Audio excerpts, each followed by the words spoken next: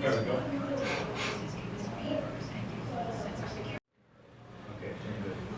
You got me, Shannon? Yeah, I got you. I'm here. All right, awesome. This is not America. I seen, how's Deidre? She's fine. Something popped up on my deal. Yeah? And I seen that 14 years ago where she beat Incline. She beat the school district. About The cartwheel? Yeah, cartwheels. Actually, that was in West Covina, California. West Covina. Oh yeah, that's right, not Incline. Oh, that story ran around the world. I seen it on National. That's what my screenplay is all about. Now, is that the first time you coined "This is not America"? When you were sitting on the couch and they were interviewing you? You No, said, "This is not America." Yeah. No, I think the David Bowie Metheny track was out at the time, and it was just. Well, we're using it now, you know, Yeah.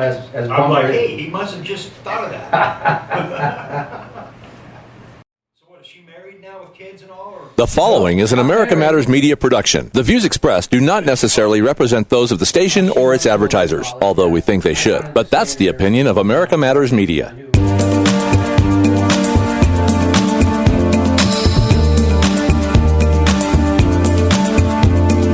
This is not America. Sha-la-la-la-la. Little piece of you. Welcome to Talking Truth to Power, Nevada's Freedom Talk Radio. I'm your host, Brendan Trainor, and my co-host, Leland Faegre, is here. And how was your drive down from the lake It was today? a little smoky today. Yeah. We're picking up that sequoia smoke from way south, you know. Uh-huh. But the wind is always out of the southwest up there, so it's just dragging it right into the basin. So even though we got rid of our own,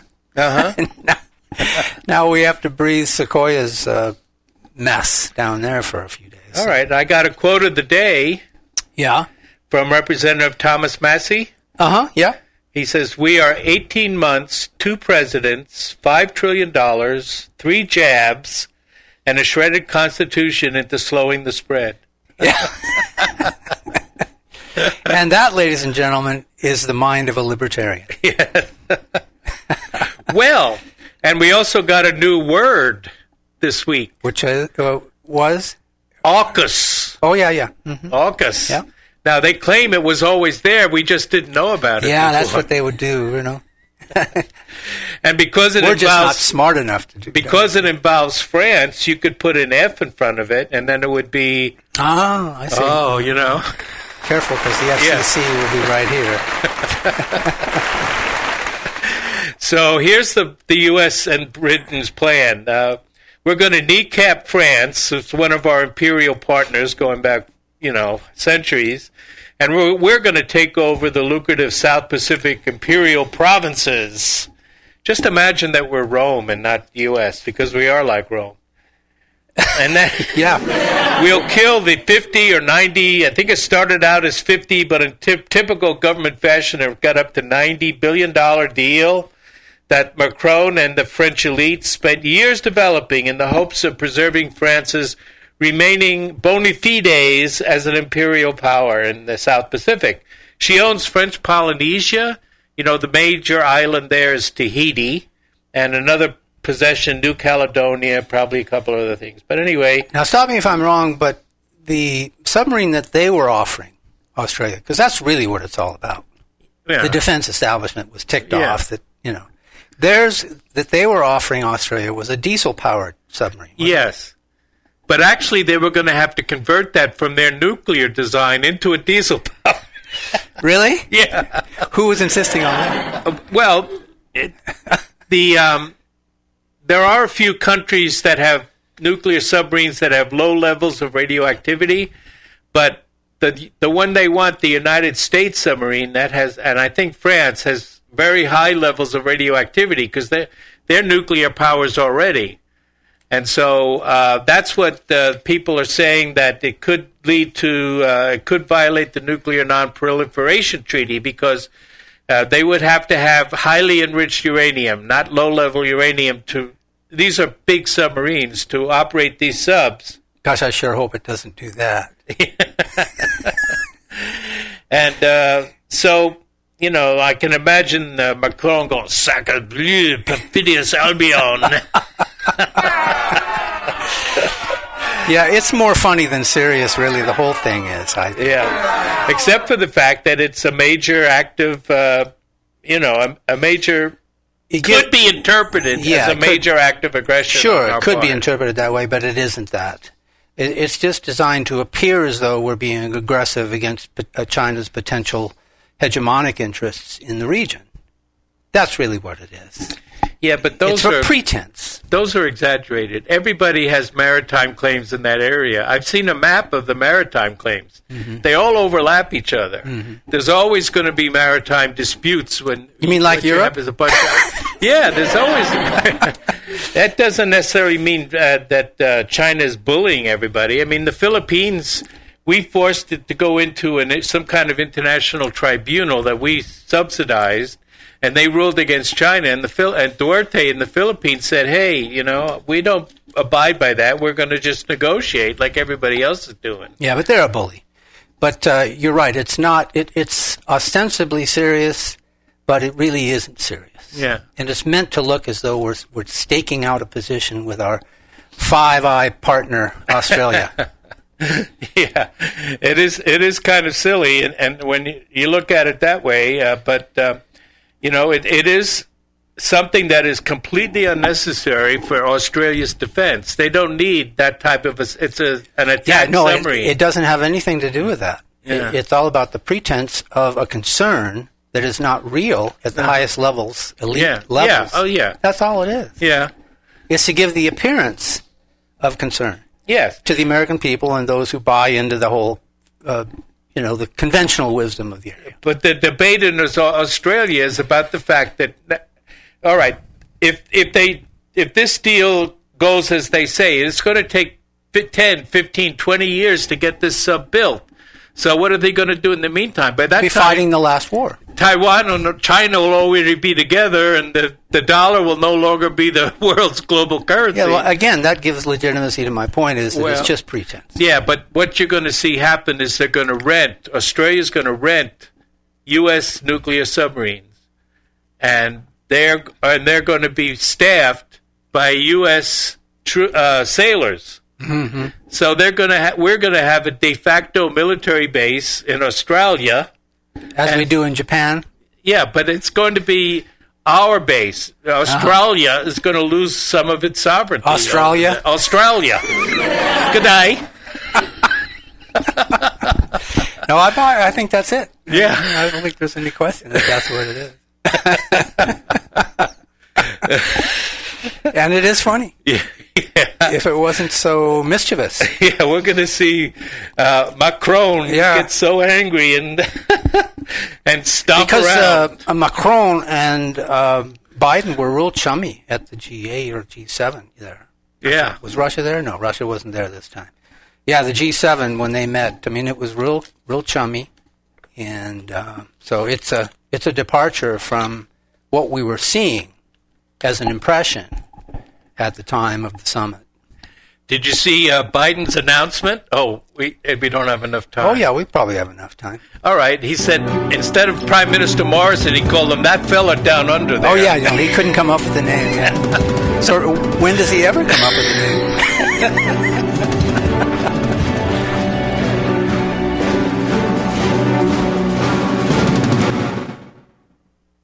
Barbecue, the Butcher's Kitchen, would like to thank every customer for your loyalty and continued support through these challenging times. Call for takeout and delivery of rib tips, brisket, ahi, tuna, roasted veggies, and much more. Barbecue's open from 11 to 7, Monday through Saturday, and delivers hot food safe and healthy. Call 499-5855 for details. 499-5855 Barbecue, as featured on diners, drive-ins, and dives. Get real. Get into Barbecue Reno. This is America Matters Media on AM 1180 KCKQ, a Lotus broadcast station. The power of radio since 1967.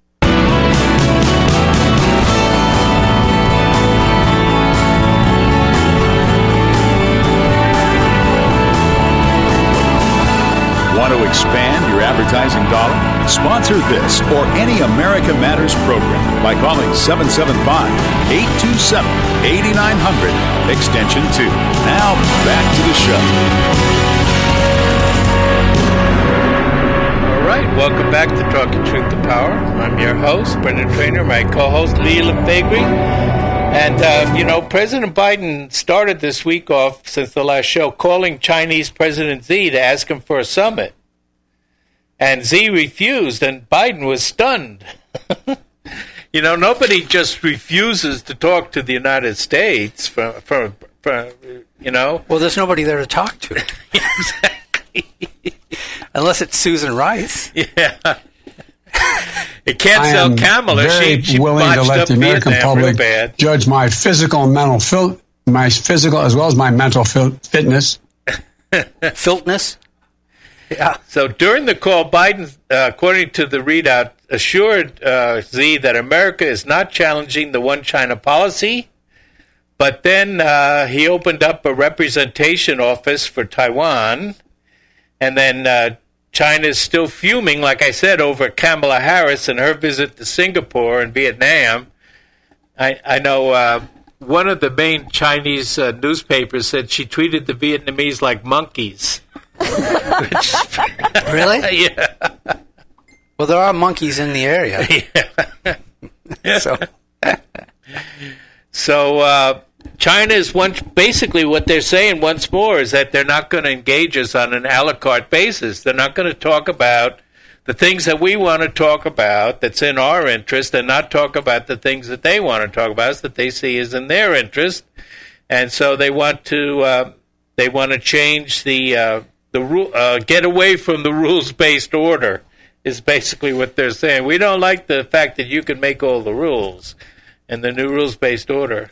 Who's we? Meaning us? Well, basically the West, the collective West, but primarily the U.S. I mean, we are the leaders of the free world. Don't forget. And so the militarism is it's all very tiresome. I understand. I've heard reports that China is now flying closer to economic zone waters around Hawaii and Alaska. But there is a RAND 2016 study that says thinking through the unthinkable. And the RAND Corporation, they're that big think tank in California. So they're there at the requisition of the state. Right. Yeah. So they claim that we could win and wage a conventional war on China and win.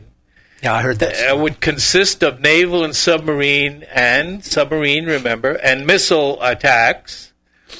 And China would not be able to attack the U.S. homeland because, well, at least in 2016, they didn't have the capability. I think they might have one.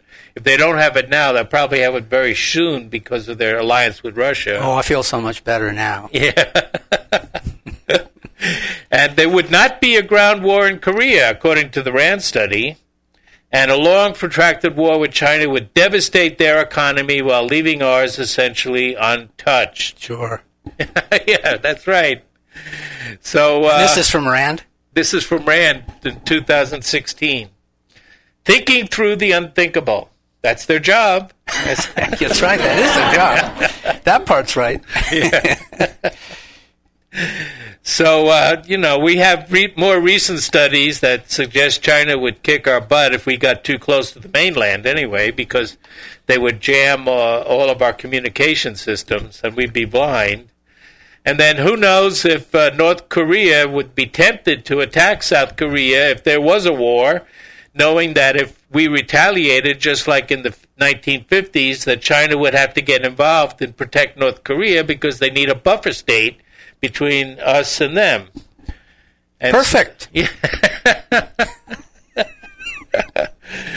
And then the assumption that economic damage would be much greater for the Chinese, or that the Chinese people would rebel against their leaders, they're pretty questionable. I mean, economic damage to the U.S. would likely be similar or worse than for China.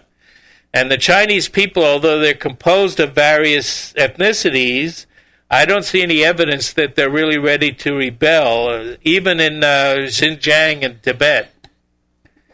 And so, and as Pat Buchanan wrote today, Taiwan and Hong Kong have no vital security interest for the U.S.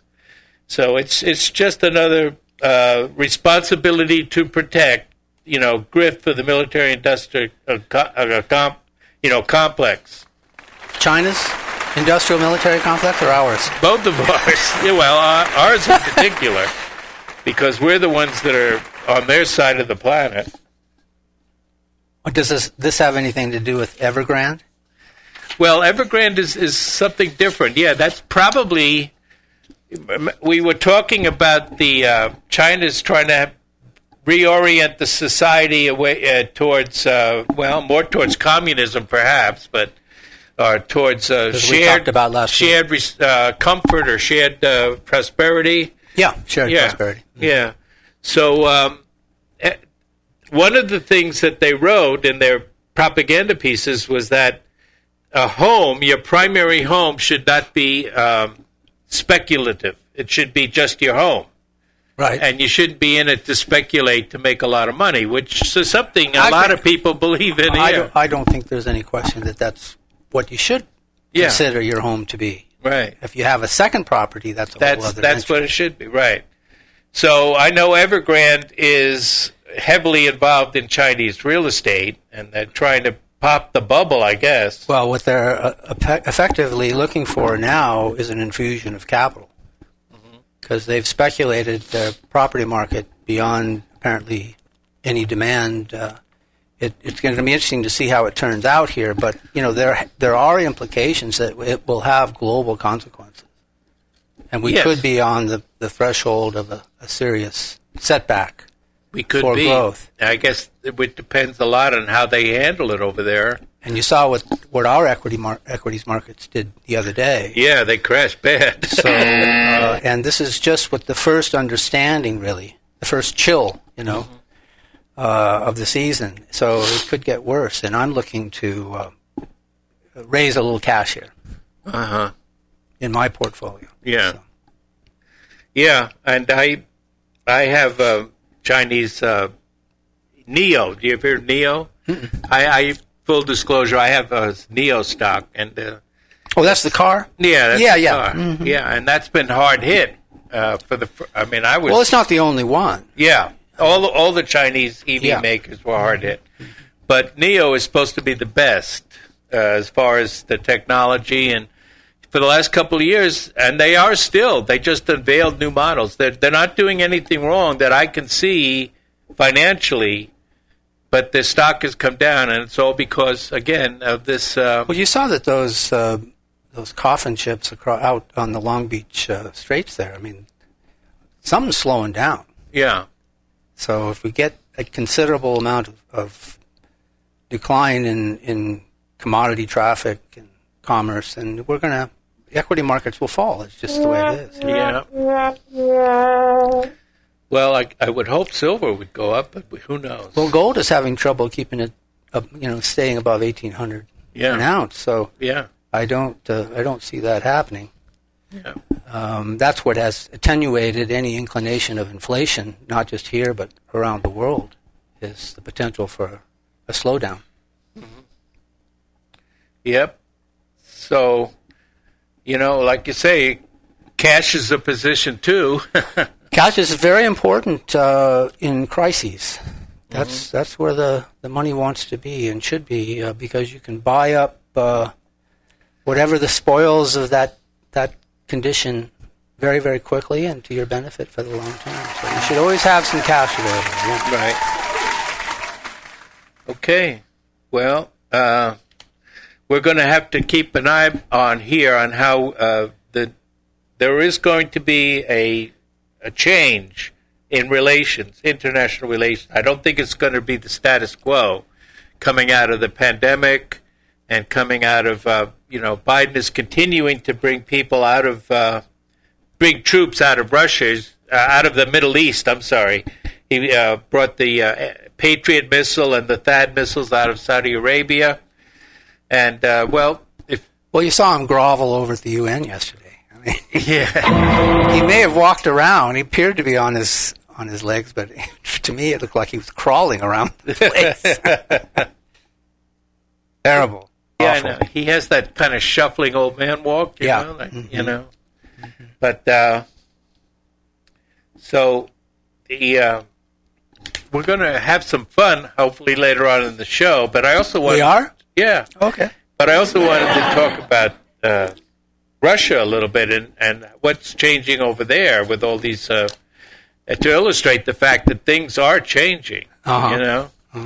And Russia is appearing to be a major peacemaker. I know our people in Congress are not going to want to hear that, but they are getting involved in what seems to be a pretty good way and trying to, restore some stability after Biden got through with Afghanistan and also making more progress in Syria. Peacemaking overtures of Putin?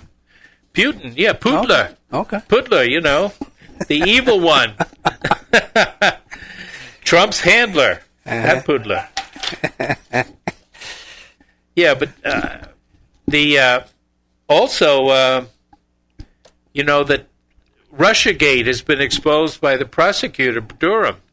We could talk about that, too. Sure, yeah. We're just at the start of that, I think. Yeah. This is huge. I hope so. And there's nobody in his way, apparently. They're going to let it go. So, did you hear about those 2 men that were arrested for smuggling buckets of KFC chicken and all the fixings into the Auckland, New Zealand, despite strict COVID lockdown? Yes.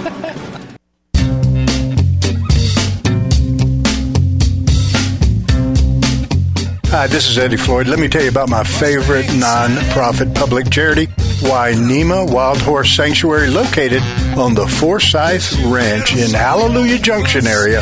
And please go to www.wainimaranch.com. That's WYNEMA ranch.com.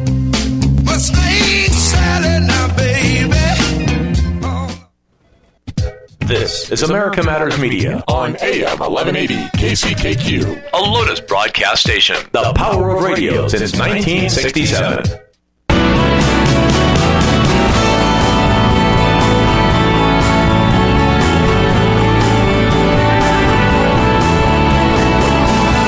Unable to listen to the whole show? A recording of today's program will be available later today. Visit americamatters.us and click on the podcast link. Now, back to the show.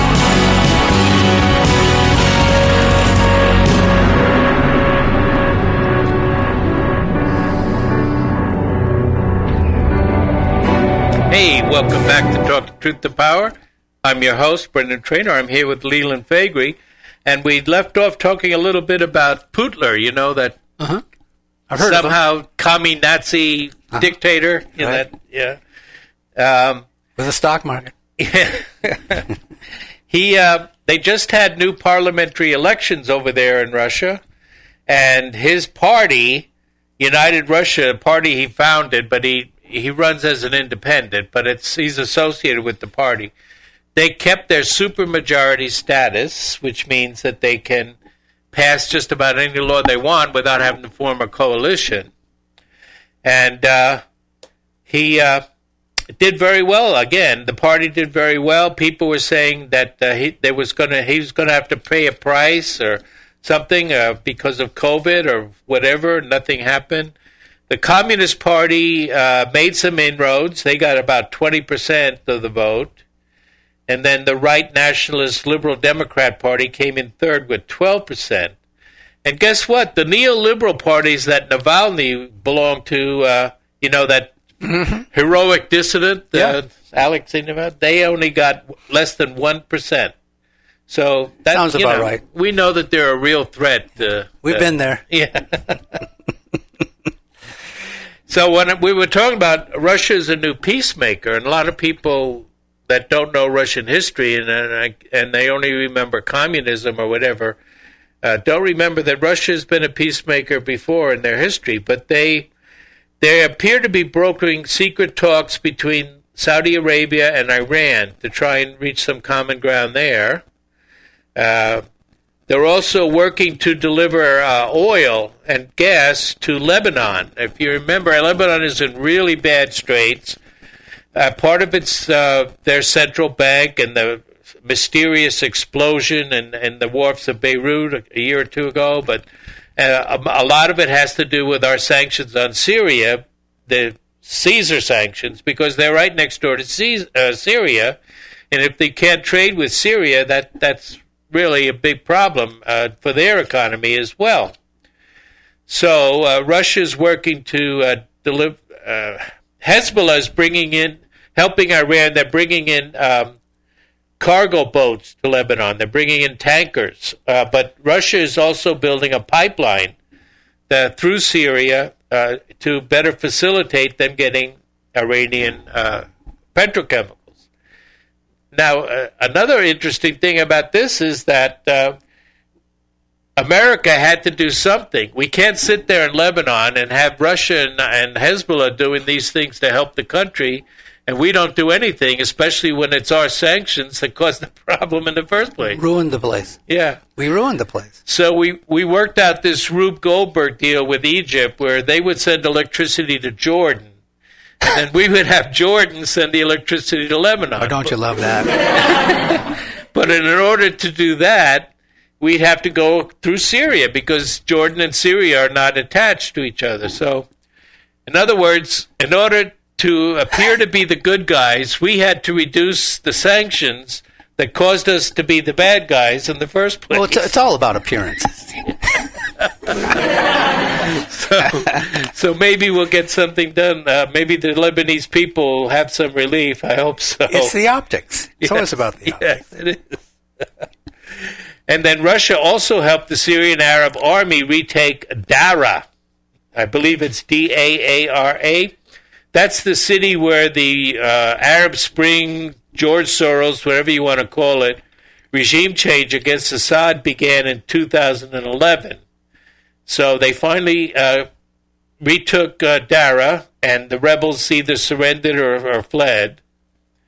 Now, the Kingdom of Saudi Arabia is also turning to Russia for air defense. They probably want those S-400 air defense, and that, because they actually are better than the Patriot missiles that we're pulling out of there.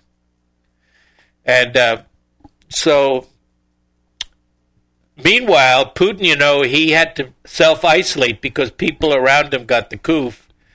So he was. Oh, yeah, that's right, huh? Yeah, so he was isolated in there. Yeah, whole bunch of them got it. But meanwhile, the Shanghai Cooperation Association continues to grow. Putin, Modi, the Premier of India, and of course Xi in China, they were all together with the other smaller members of the Shanghai Association together in a Zoom meeting or a real meeting. It was real for some people. Putin and Modi, I think, came in on Zoom. So, and what they did was they admitted Iran as a full member within this associations, solidifying Iran's turn to Eurasia. And the Kingdom of Saudi Arabia and Qatar were admitted to this organization as discussion partners at the lowest level. So Saudi Arabia, the Middle East, since we're pulling out, they're pivoting towards Russia and China, and even Israel is talking about closer ties to China. Yeah. Yeah. So the world is pivoting away from, George Bush's vision of a remade Middle East and all of that. Yeah. It's going to be interesting to see where we go from here. But, and continuing that, our representatives in Congress have very little idea of what's going on, and they just continue to resort to propaganda and building up the same military-industrial complex, the same looting of the tax dollars from the workers in this country and not using it for the workers, but instead spending it on the elite, the 1%, as usual. A lot of green spending. Yes. Oh, yeah, there's going to be a lot of green spending. A whole bunch of green spending. But that's not going to help the average person very much either. No. No, it makes them dependent on the state. Right. It has the opposite effect. Yes. And the medical, military, industrial, media, academic complex is there an acronym Did I for that? forget anything? It's beginning to sound like LGBTQ+++. Gosh, I hope there's an acronym for that because that's going to be a mouthful. It's a big club, and you ain't in it. Nope, I'm not in it. Oh, Lord. So, I don't know. It's fun, though. It's fun being able to look out and see that the world is changing and wonder if it's going to be, what it's going to be like. And hopefully it's not going to be about nuclear devastation. Because but we'll be on the brink of it. It'll take it to the brink. Yes. As an excuse. It's the perfect, Yes, of course. It's the biggest boogeyman. It's the biggest way to instill fear in the population, which is, unfortunately, it's our government's number one modus operandi. Maybe most governments through history. Yeah.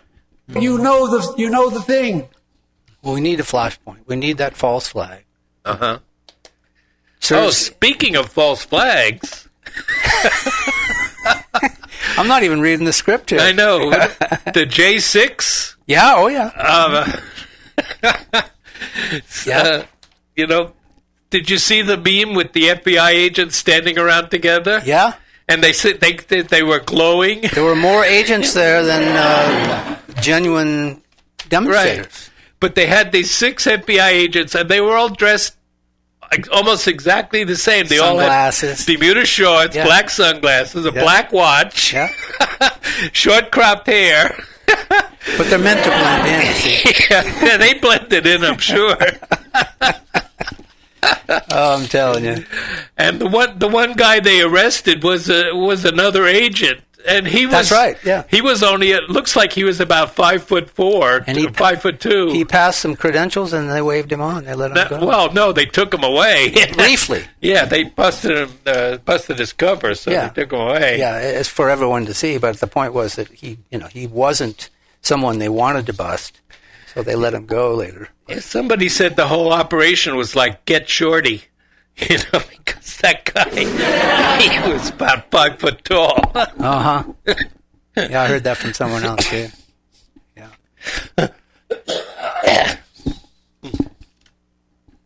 So, Roger Stone was served with civil warrant, and he's going to have to testify now. Or he says he's going to fight it. I don't know. It seems pretty absurd to me. I don't see why they couldn't get it dismissed. On the face of it, it seems absurd. Well, it is absurd. It's designed to harass, and it's designed to intimidate, and it's designed to make it appear as though there's something there when there isn't anything there. Same with the Russian hoax. Same with the impeachment. Right. I mean, it's just a constant war against nothing. Exactly. While the American people are still suffering, and they're getting no relief, really. I mean, they were born in this country, and now they're effectively victims of their own government. Right. And they just don't seem to understand how that happened. They're left scratching their heads. Right. Or they're in denial, or they're brainwashed, and they. Well, we know they are to some extent. Yeah, they believe the big lie. Mm-hmm. Like Hitler said, if you have a big enough lie, the average person cannot believe that it's a lie. He's going to assume it's a truth. Because it comes from all sources. Yes. And so how can it not be true? Yes. That's like 9/11, right? Yeah. Yeah, I mean, that's one of the biggest lies we got going. Well, we got back. Hopefully we'll have a little fun with the last segment. Oh, good.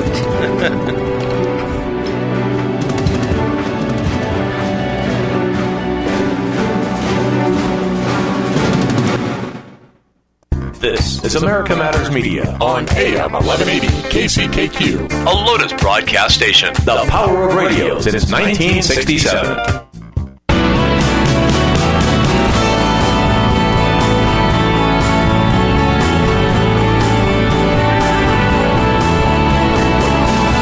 Are you shy and don't want to talk on the air? Text us your questions or comments to 775-237-2266. Now, back to the show. Hey, welcome back. It's Talking Truth to Power, Nevada's Freedom Talk Radio. I'm your host, Brendan Trainor, and I'm here with Leland Faegre. And another thing that transpired this week is we had Ballsgate. Yeah, you want to describe that for us? Because we're hanging on the edge over here. Well, I don't know. I am not a fan of Nicki Minaj. I really haven't really heard of her, but she's a rap singer. Right. Right. And I kind of left with Motown and the Philadelphia sound and all that stuff as far as that kind of pop music goes. But she was tweeting about whether or not to get vaccinated. And she shared what liberals at first believed to be a wild story about her cousin's friend in Trinidad who got swollen, down there, swollen Johnson from the vaccine. Anatomical swelling. Joy Reid, the black police cop for politically correct ideas. Oh, she is really, really smart. Joy Reid. She turned that into a racial narrative as well. Yeah, she did. She said on TV, on her show, that Nikki should be ashamed to spread disinformation when her people are among the least vaccinated. That was what I picked up on, too. Her people. And, but you know what? And some of the other leftists were also... the leftards, the blue check liberals, all those types of people.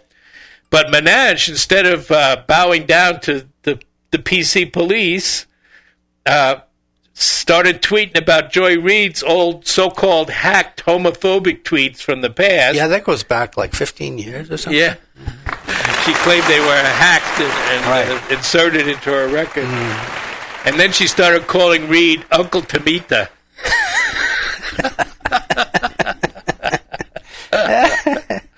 So Tucker Carlson then praised Nicki Minaj on his TV show, and she tweeted about that. But then she was attacked by all the libtards, all those blue check liberals telling her that Tucker Carlson is a white nationalist racist. And then she started firing off on them. She said, if the Democrats told you to stuff marbles up you'd do it, right? Does anybody watch her?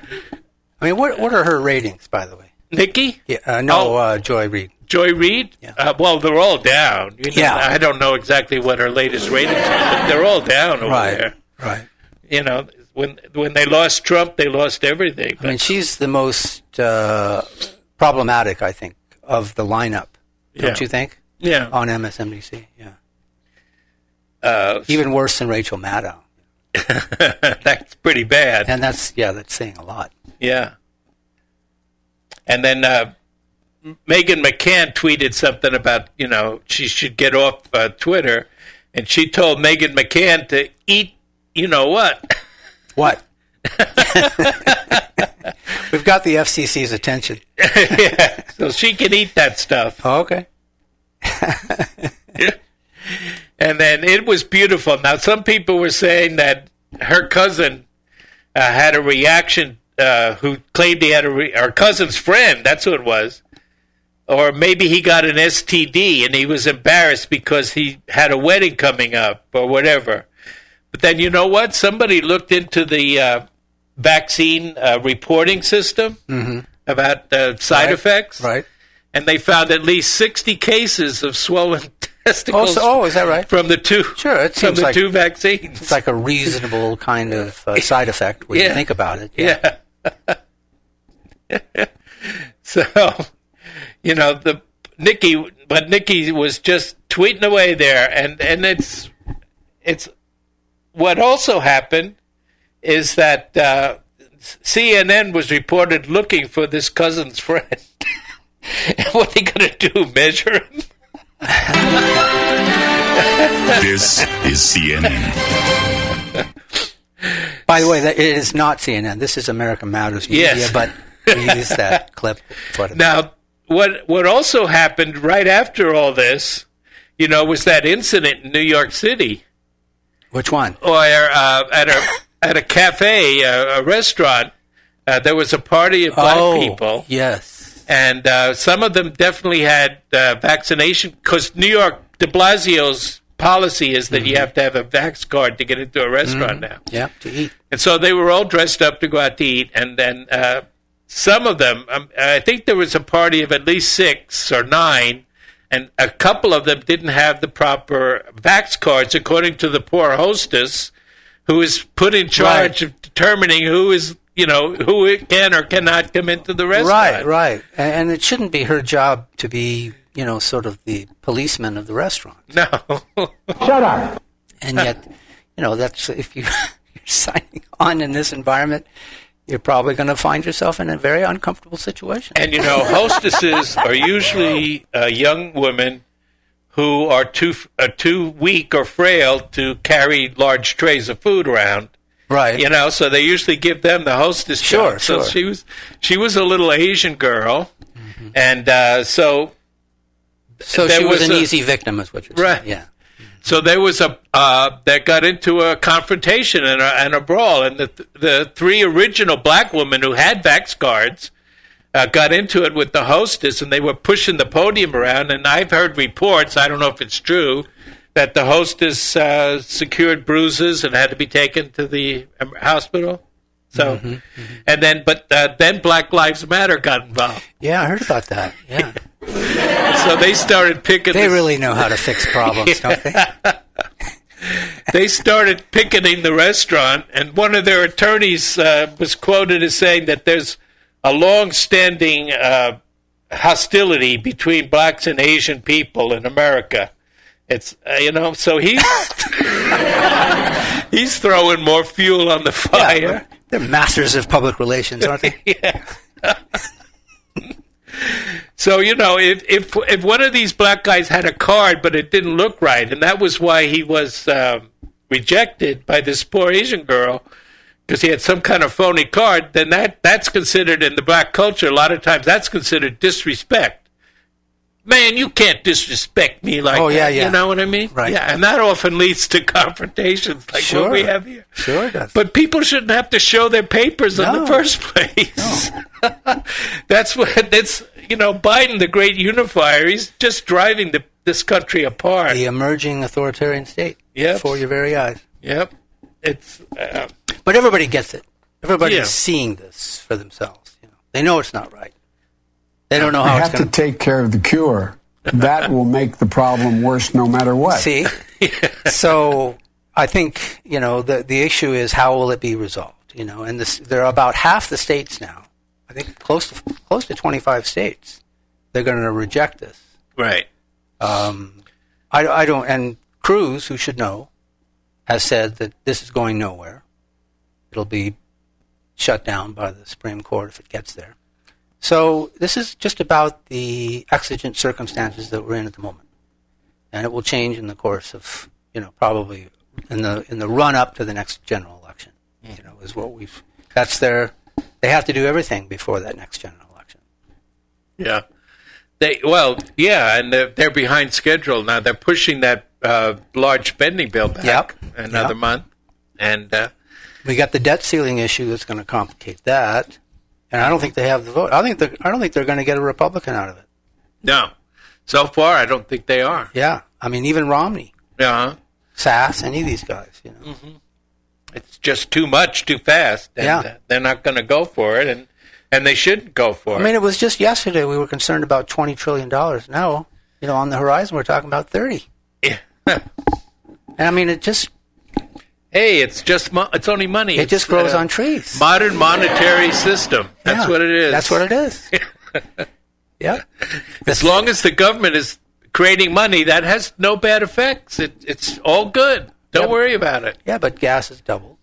And everything travels. Yeah. So, I mean, that's going to be tacked on to everything you buy. Mm-hmm. So it's going to slow consumer spending. So, I mean, the effects we haven't fully realized yet in the culture, but it's coming. Yeah. And as we talked about earlier with what's happening in China, I think it's worldwide. I don't think there's any question that we're going to slow down. And I am going to suggest right here and now to our listeners, raise some cash.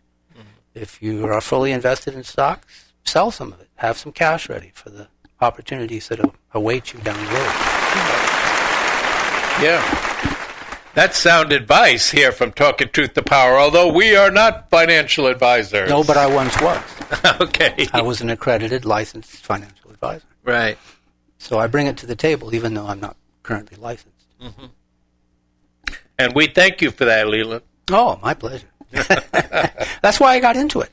Exactly. Was to help people, This whole idea that stockbrokers are greedy and all that stuff, I guess that's a handful of them, but most of us are just out there trying to earn a living and educate, really, because the public schools won't. They will not educate. No. If you can't get out of high school and know how to vote and know what to do with your money, basic reading and writing, as well as domestic housekeeping. It's time to reconsider those institutions for your own children. I think it is time. I think it's obviously time. Yeah.